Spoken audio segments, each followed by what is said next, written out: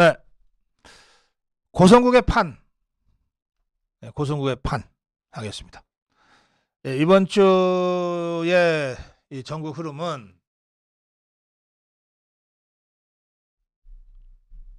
종북 좌파들의 추락, 이재명의 추락, 그리고 우리 자유파, 국민의힘의 전열 재정비. 네, 이렇게 저는 정리하고 싶습니다. 이재명의 추락은 뭐 더 말할 것도 없습니다만, 성남지청의 여러 의혹 중에 하나에 불과한 성남FC 수사를 받기 위해서 출두하면서 40명이 넘는 더불어민주당 국회의원들을 때로 데리고 다녔습니다. 예, 저는 이재명이가 검찰에 출두한 것보다도 아무 생각 없이 이재명이가 오란대로 끌려다니는 이 40여 명의 종북 좌파 국회의원들을 보면서 종북 좌파 세력의 종말이 머지않았다. 이렇게 제가 느꼈습니다.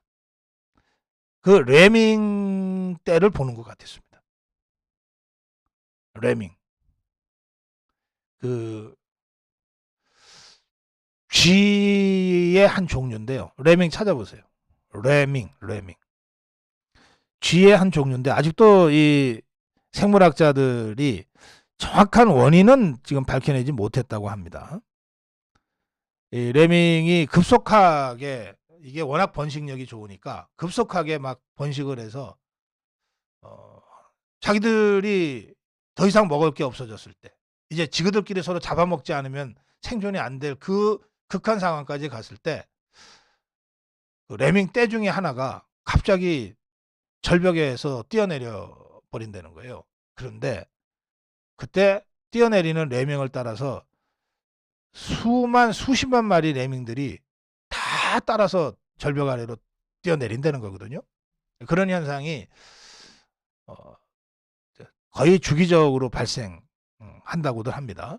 왜 이렇게 되는지를 아직 정확하게 생물학자들이 밝혀내지 못한 걸로 제가 들었습니다. 이 레밍떼를 보는 느낌이었습니다.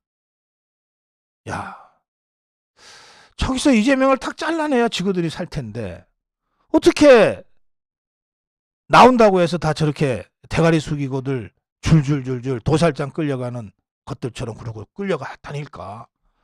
아무리 양아 개딸들이 무서워도 그렇지. 지가 죽는 것보다 더 무서운가 그게? 이게 집단 마비 현상이 지금 더불어민주당 종북 좌파 세력 내에 만연해 있는 것 아닌가, 그런 생각이 들 정도였습니다. 저는 이번 주에 여러 차례 이제 각 언론들이 보도하고 있는 간첩단 사건도 종북 좌파 세력의 추락의 아주 상징적인 한 단면이다, 이렇게 해석합니다. 이 간첩들 지난 5년간 참 행복했을 거예요. 문재인 좌파 정권 하에서 나 간첩이다 그러고 다녀도 누가 신고를 한들 수사를 하나, 수사를 받은들 기소를 하나, 기소가 있은들 뭐 유죄 판결이 내려지나. 간첩들의 세상, 간첩들이 행복했던 5년이었다. 근데 이제 그 행복한 시절은 끝났다. 이것이 이번 간첩단 사건 수사에서 가장 중요한 의미입니다. 이제 끝났다, 그 행복한 시간은. 문재인이를 마음껏 턱으로 부려먹고 대한민국 대통령을 마음껏 조롱하고 놀리던 그 행복했던 간첩들의 시대는 끝났다. 종북 좌파들의 시대는 끝났다. 이것이 이재명의 검찰 출두와 간첩단 사건으로 상징적으로 드러난 한 주였다. 저는 그렇게 생각합니다. 반면에 우리 자유파 진영은 주중 내내 좀 어수선했습니다. 뭐 달래 어수선했던 게 아니라 나경원 전 대표가 전당대회 출마를 할 건가 말 건가에 대한 숙고에 들어가면서 그 이른바 김장연대 측에서 나경원 전 대표를 여러 가지 형태로 압박을 하고 그 와중에 대통령실이 저출산 부위원장 자리를 놓고 논란이 벌어지면서 결과적으로 이 대통령실의 문제와 국민의힘 전당대회 문제가 자칫 잘못 엉켜버릴 수도 있는 이런 어수선한 상황이 주초에 발생했습니다. 그래서 참 힘들었어요. 그런데 주말을 지나면서 어쨌든 이게 정리가 됐습니다. 참 다행스러운 일입니다. 어쨌든 정리가 됐어요. 나경원 전 대표는 저출산 부위원장 사직서를 서류로 제출을 했고 윤석열 대통령은 오늘 아랍에미레이트 그리고 스위스 국빈 방문을 떠나기 전에 어제 나경원 부위원장을 해임하는 결정을 내려서 이제 그 고리를 끊어버렸습니다. 대통령실과 전당대회는 이제 아무 관계가 없는 것으로 사안이 일단락됐어요.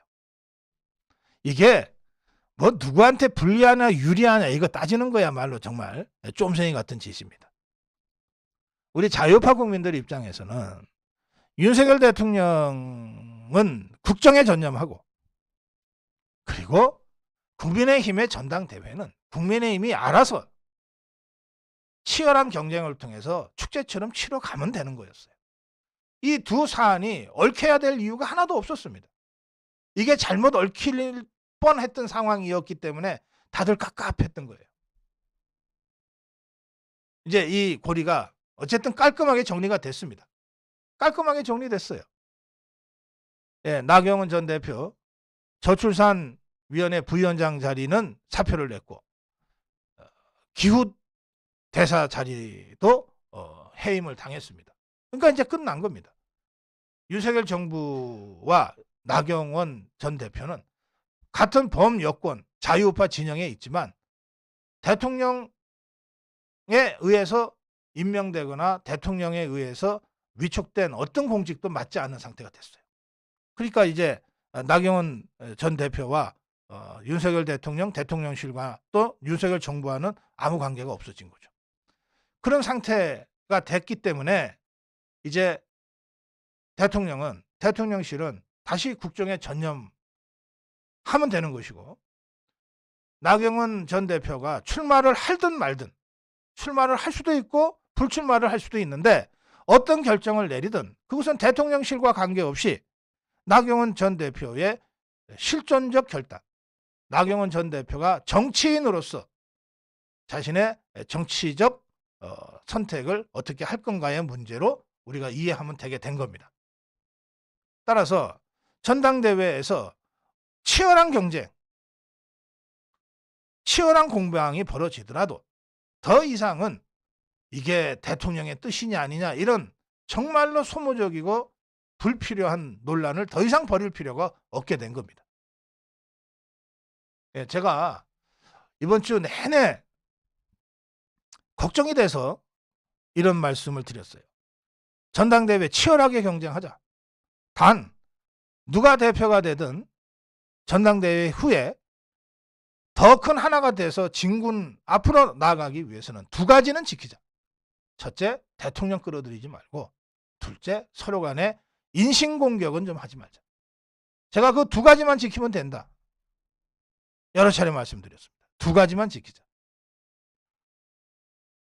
이제 본격적으로 국민의힘 전대 국면이 설 연휴 지나면서 열릴 것인데 그때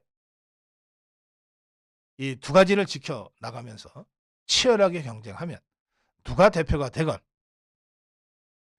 국민의힘 정상 지도부가 구성이 되고 윤석열 대통령의 성공과 총선 승리를 위해서 힘차게 진군할 수 있게 된다. 그 기반이 어렵지만 어려운 과정을 거쳐서 그 기반이 만들어진 한 주였다. 그래서 제가 국민의힘 자유우파의 전열이 재정비되는 한 주였다. 좌파의 추락과 자유우파 진영의 전열 재정비, 이것이 교차하는 한 주였다. 이렇게 제가 판을 정리합니다. 고성국의 판이었습니다.